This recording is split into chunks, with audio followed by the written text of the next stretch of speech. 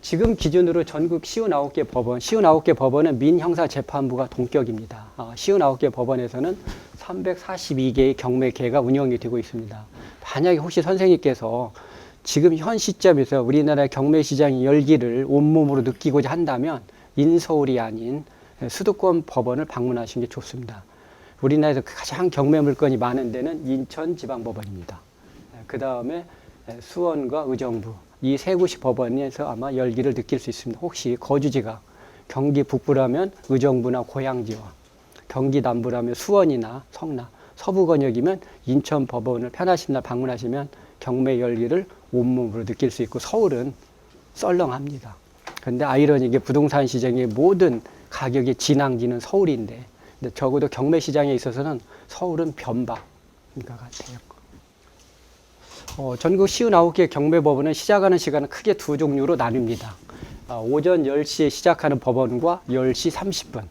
서울에 있는 5개 법원은 공이 10시에 시작하고요. 그 다음에 수도권에 있는 아마 그 원거리에서 참여자들의 교통 편의를 위해서 배려한 겁니다. 대표적인 의정부 지원이라든가 수원 지방법원 또는 안산 지원 등은 10시 30분에 시작을 하고요. 10시에 시작했든 10시 30분에 시작했든 모든 법원에 공통점이 하나 있습니다. 최종적으로 입찰자가 법원에서 입찰가를 적어내고 투찰하기까지의 소정의 숙려 시간을 줍니다. 최소 70분에서 80분.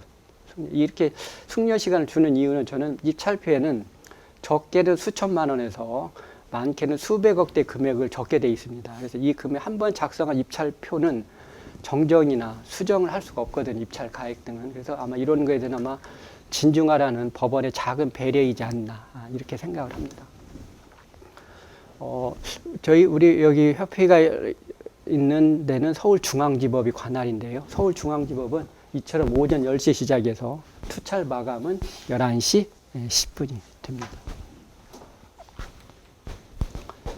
그 다음에 이제 입찰 시 주의사항인데요. 아마 여기는 시험에서 매번 우리 아마 자산관 시험에서 빠지지 않고 나오는 영역인 것 같아요. 보면 여기는 사실 나머지 영역들은 그냥 우리가 편안하게 이해의 영역인 것 같습니다. 대리인, 본인이 직접 하지 할 때는 뭐가 있어야 돼요? 대리행위에 대한 표시로서 인감도장, 인감증명서가 있어야 되고요. 경매 물건은 1물건 1사건주입니다. 그게 원칙인데, 이런 경우는 하나의 사건 번호에 공담에 의해서 물건 번호가 여러 개가 표기가 될 수 있거든요. 이때는 사건 번호 외에 꼭 내가 참여하고자 하는 물건 번호도 같이 이것을 기재를 해야 된답니다. 만약에 물건 번호를 기재를 하지 않으면 나중에 무효 사항이 될 수도 있고요. 그 다음에 어떤 경우에도 입찰표상의 입찰 가격입니다. 다른 건 정정할 수 있어요. 입찰 가격은 수정이나 정정을 할 수 없다. 만약에 가격을 적었는데 혹시 이 가격이 불안할 수 있죠. 불안은 두 종류입니다. 너무 적게 썼거나 아니면 너무 많이 썼거나 이랬을 때는 우리가 통상적으로 정정한다고 해서 두 줄 긋고 도장 찍고 이렇게 하고, 어떤 분은 화이트를 가지고 다니면서 화이트를 하고 하면 안 된다는 거죠. 그때는 새 용지를 받아서 다시 적어내야 된다는 거고. 우리 경매는 대부분의 경우는 1인이 자기가 단독으로 소유하는데요. 때로는 물건에 따라서는 2인 이상이 참여할 수 허용한답니다. 이걸 우리는 뭐라고 하냐면 공동 입찰이라고 한답니다. 일단 이제 공동 입찰할 때는 이따 제가 다시 설명하겠지만, 공동 입찰할 때는 입찰표에 공동 입찰자 이름을 모두 쓸 수가 없어요. 입찰표에는 1인만 쓰게 돼 있거든요. 그래서 2인 이상 입찰자가 참여할 때는 별첨 공동 입찰 신고서라는 게 따로 있습니다. 그 서류를 작성해야 된다는 거. 간인이라는 건 뭐예요? 서류가 한 장이 아니라 2장 이상이라는 거죠. 그래서 서류의 연속성이 의미해서 그 도장을 찍으라는 것 같고요.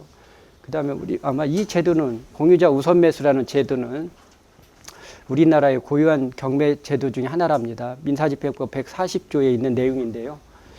2인 이상이 경계 구분 없이 하나의 부동산을 같이 소유하는 경우 있죠. 이걸 우리는 민법상 공동 소유 또는 공유라고 하잖아요. 이처럼 경계 구분 없이 2인이 소유하다가 그 지분권자, 그 소유자 중에 1인의 지분이 경매 나올 수 있죠. 그랬을 때 이 새로운 지분이 경매 나왔을 때 낙찰로 제3자가 낙찰받으면 기존의 공유자하고 새로 낙찰받은 분의 인적 유대관계가 전혀 없잖아요. 그럼 이 두 사람 간에는 이 부동산의 사용 수익 관리에 대해서는 사사건건 갈등이 있을 수도 있죠. 이건 바람직하지 않다 해서, 그래서 이런 공유 지분이 경매 나올 때는 제3자가 낙찰받기보다는 기존의 공유자가 취득하는 게 좋지 않겠냐. 근데 기존의 공유자가 꼭 낙찰받는다는 보장이 없죠. 그러면 그분한테 어드밴티지를 줘야 되지 않겠냐 해서 고안된 제도가 바로 이름하여 공유자 우선 매수랍니다. 이 얘기는 우선 매수는 무슨 얘기냐? 실제 이 공유자는 입찰에 참여하지 않더라도 누군가 낙찰받으면 그 낙찰가의 매수권 행사할 수 있다라는 그게 우선 매수입니다. 그 다음에 이제 차순위라는 건 어떤 제도냐. 경매는 2인 이상이 참여했을 때는 누가 낙찰자가 되냐면 가격을 가장 높게 제시한 사람이 낙찰자가 되는데요. 만약에 내가 이 부동산을 꼭 낙찰을 받아야 되는데 안타깝게 1등을 못하는 경우도 있잖아요. 그랬을 때 1등은 대개 통상적으로 잔금 납부 기한을 40일을 줍니다. 실무에서. 40일 사이에 이분이 어떤 사정으로 잔금을 못하면 법원에서는 재매가 공고를 하고 다시 절차 진행하면 최소 2달 이상이 수년이 되거든요. 그리고 그 2달 후에 꼭 내가 낙찰된다는 보장도 없고 이럴 때는 바로 최고가 매수 금액에서 입찰 보증금 사이를 제시한 금액에 해당되는 사람은 차순위 매수 신고를 할 수 있답니다. 차순위. 그러면 어떻게 되냐면 최고가 매수인이 대금 납부를 하지 않으면 다시 경매 절차를 진행하지 않고 그분한테 최고가 매수인의 지위를 승계하는 제도입니다. 여기서는 우리는 이제 두 가지를 기억해야 되는데요. 차순위 매수 신고는 누가 아무나 하는 건 아니랍니다. 자격이 있습니다. 어떤 자격이 있냐? 최고가 매수 금액에서 입찰 보증금을 뺀 금액을 초과하는 사람. 이게 방점입니다. 이제 대개 우리는 시험이나 이럴 때는 이상으로 나와요. 이상은 정확한 법문이 아니라는 거죠. 초과. 이를테면 이런 경우요. 만약에 최고가 매수 금액이 1억이고 뭐 2등이 9,700.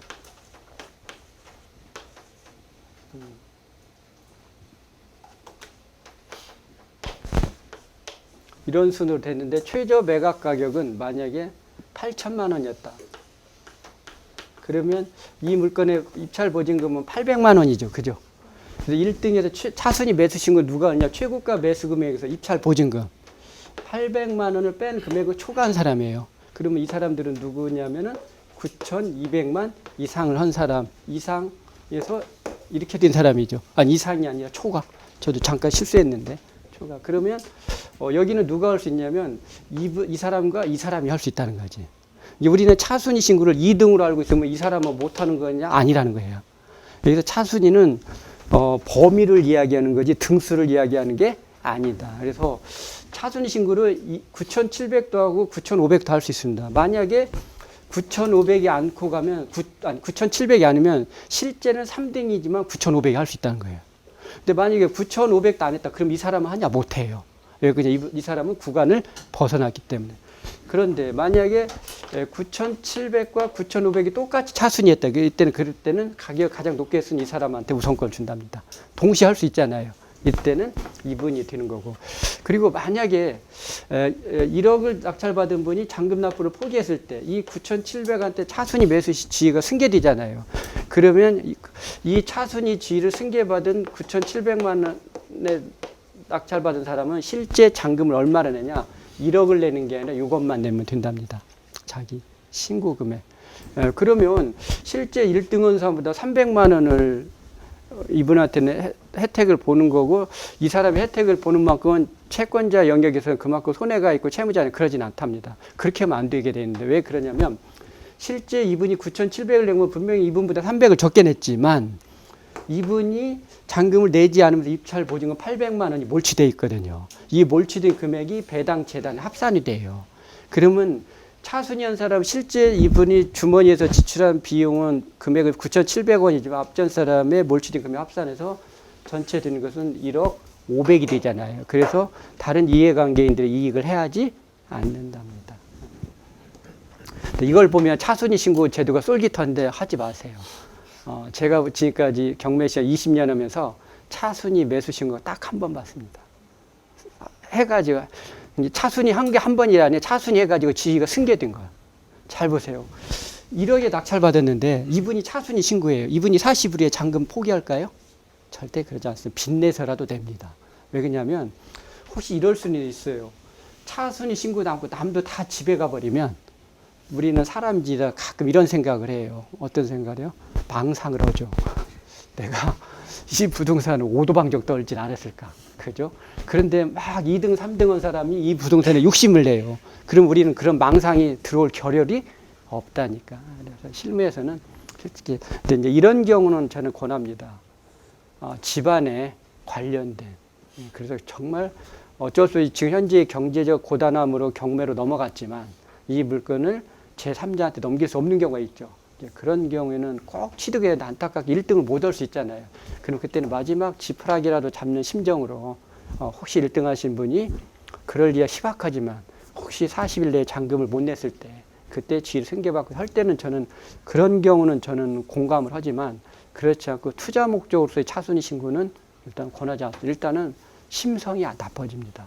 왜 그러냐면 평소에 고운 심성을 가진 분도 차순위 신고를 하는 순간 40일 동안 매일 밤 10시에 정한수 떠놓고 빌어요. 최고가 매수인의 주변에 변고가 생기기를. 여러분 경매는 이렇게 비이성적인 행태에서 자기의 목적을 달성하는 건 바람직하지 않습니다. 나의 정당한 노력과 대가로서 보상을 받아야 되는 거죠.